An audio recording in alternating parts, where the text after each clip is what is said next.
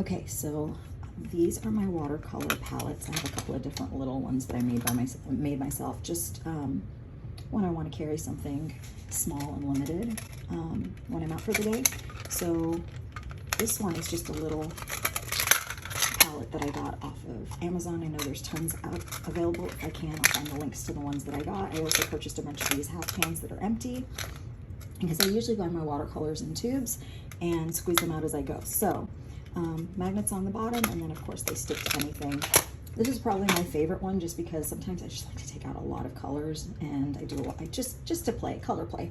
And so these are all on here, also magnets, and because it's a metal container, they stick great and generally don't fall out if I tilt anything around. For me, it's been really economical because buying tube paints is a lot cheaper, and then I can fill them as I go. And then what I like about this is just the ease of, I can just take out what I really want. If I don't want the whole selection, I can pick a handful and take them with me here.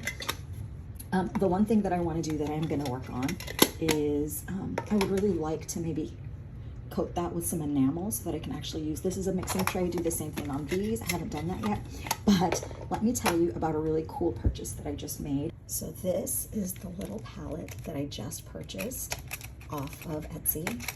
It's from a store called, I believe, Flo&Forj, and I will send a link. I'll add a link to the post. It is a double folio, super lightweight metal palette, and you guys, look how tiny this is. It's about, oh, it's the same size as a business card holder, but because it's a double folio, it's just a little bit thicker. But you guys, look at this. It's so fancy looking, so lightweight. I wanted to get the double because, as you clearly can see from my personal palette, I like to have a lot of colors if I have that option. And so the way that it works is when you order it, it comes blank. So you get to order like little mixing trays. And I think these are just like makeup, compact, empty like makeup container things. And so I'm sure you can find them in other places, but I wanted to support local business and I wanted to support Flo&Forj. So I bought everything from them.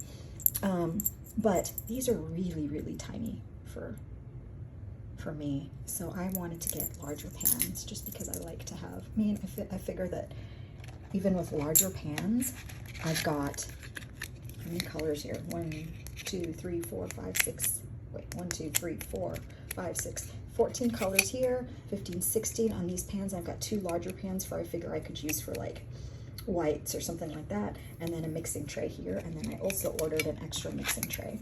I think the total for everything that I got, which was the empty palette, enough of these little paint palette holders, I don't know what you call them, little trays, that's what they are, they're trays. I got enough of these trays to fill up both sections. I got that, I think again, it's painted with enamel, so I'm wondering if I can coat these with enamel, I can get even more mixing space, not sure. But I got an extra container. So I wanted to give you guys a quick look at the different tray options. It's like Tetris. You know, when I was little, I was like obsessed with the video game Tetris. So that probably ages me, but yeah, you get these in and then you can set them in whatever configuration you want. So I've seen people fill their palettes with just a bunch of these, and they have tons and tons of colors. Or if you wanted to just keep it simple and go with enough primaries to do your own mixing, there's some large options. And then on the Flo&Forj site, they also have several mixing tray options. So like I said, I got the large one, and it comes packaged really well. You get a little thank you note. So yay, Flo&Forj! I'm super excited about this. Thank you so much. Okay, after an hour of literally agonizing over picking just enough to colors to fit into my little Flo&Forj palette, I think I've come up with my final selection. This is so much fun. And then filling them was so much fun. Oh, I love painted hands. Okay, so I decided I wanted to have a warm and cool of all of the primaries, and I even wanted a warm and cool green and then a couple of neutrals. So let's see what we've got. I've got a Holbein Cadmium Yellow Lemon. That's my cool yellow. I've got Holbein Permanent Yellow Deep is my cool, my warm yellow. For my warm red, I've got the Holbein Vermilion. It's such a gorgeous color. almost run out. It's this lovely tomatoey color, so pretty. Instead of burnt sienna, I ended up deciding to go with this Daniel Smith quinacridone burnt scarlet. I'm going to try that instead of burnt sienna because I really like this reddish rust color, and I wanted to have it in a palette that I was using more. For my cool red, oh no, not for my cool red yet. So this is just a regular medium red. It's my Daniel Smith Pyrrole red. For a cool red, I picked the Daniel Smith Carmine. So that's my cool red. So let's see. And then we're going to go into the blues, but I ended up deciding, just because I love this natural watercolor so much. This is Daniel Smith's Lapis Lazuli. I'm not quite sure how you're supposed to say it. Genuine. And I just think it's so gorgeous, and it granulates in such a beautiful way. I love the mood of this one. So this is just a fun extra color. Then for my warm blue, I picked Daniel Smith Ultramarine Blue because, you know, it's a good mixing blue to get a lot of really nice greens.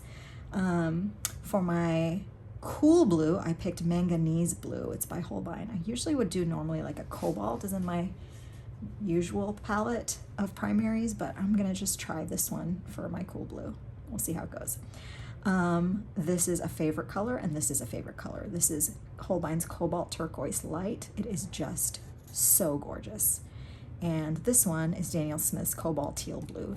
This is just a really gorgeous color. It's called Daniel Smith's Cascade Green, and it's a convenience color. It's a mix of it looks like a brown pigment and a blue pigment. So I really like it because of how it separates. I think it's just really beautiful, especially for landscape type flowery floral drawing paintings. Then for my cool green and my warm green, for cool green I picked the Daniel Smith Viridian. For my warm green I picked the Hooker's Green, also by Daniel Smith.